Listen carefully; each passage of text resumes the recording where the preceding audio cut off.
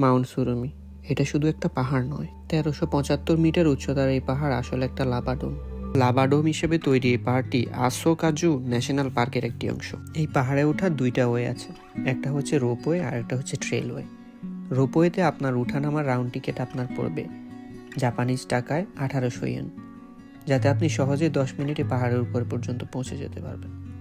আর যদি আপনি হাইকিং করে উপরে উঠতে চান, হাইকিং ট্রেলটা যদিও এত বেশি লম্বা না, প্রায় 2 ঘন্টায় উপরে চূড়ায় পৌঁছানো যায়। চলেন আজকে আপনাদের ট্রেলওয়ে দিয়ে সুরুমিতে নিয়ে যাই।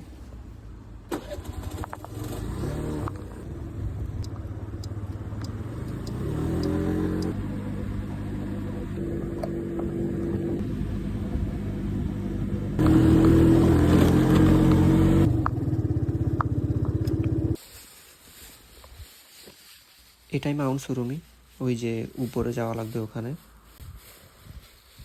আর আমরা আসার পর গাড়ি নিয়ে আরো 2জন জাপানিজ আসছে। হয়েছিল তো মনে হয়। হ্যাঁ হ্যাঁ, এদিক দিয়ে নামার ইয়ে ছিল, তারপরে খেয়াল করিনি। কোন দিকে ভাই? সোজা এই রাস্তা দিয়ে একটা ড্রেন দাও। যে জাপানের ট্রেনগুলোতে এরকম লাল স্টেপ লাগানো থাকে গাছের মধ্যে, একটু পরপরই যেন ট্রেনগুলো হারাই না ফেলেন। আসলে সিজন অনুযায়ী বোঝা যায় না কোন দিক দিয়ে উঠছি, কোন দিক দিয়ে নামা লাগবে। উঠার সময় একটা ফর্ম ফিল আপ করা লাগছে যে আমি এখন যাচ্ছি, টাইম, ডেট, এজ, নাম্বার সব লিখে রাখছি। নামার সময় ওখানে আবার সাইন করে নামবো যে আমি বাসায় ব্যাগ গেছি, আমি সেফ আছি। যদি ওই ফর্মে যে দেখে যে আমার ব্যাগ যাওয়ার ইয়াটা নাই, ইনফরমেশান নাই, বুঝে নিবে যে আমি হারাইছি ট্রেনের মধ্যে। আমার উদ্ধার করার কার্যক্রম শুরু হবে। ভালো ভালো সিস্টেম।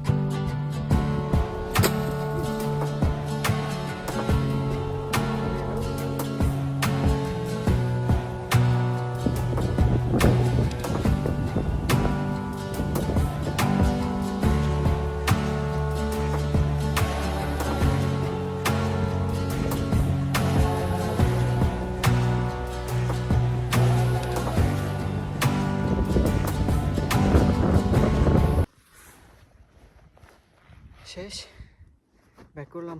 2 ঘন্টা 30 মিনিটের মতো লাগতো, 2 ঘন্টার মধ্যে নামা গেছি। নামতে তো এত সময় লাগে না, এর মধ্যে 20 মিনিটের মতো ব্রেক নিয়েছিলাম। Thank you for watching. পরের কোনো র্যান্ডম কোনো ভিডিওতে হাইকিং করি অথবা কোনো কিছু করি, সেখানে দেখা হবে। আল্লাহ হাফেজ।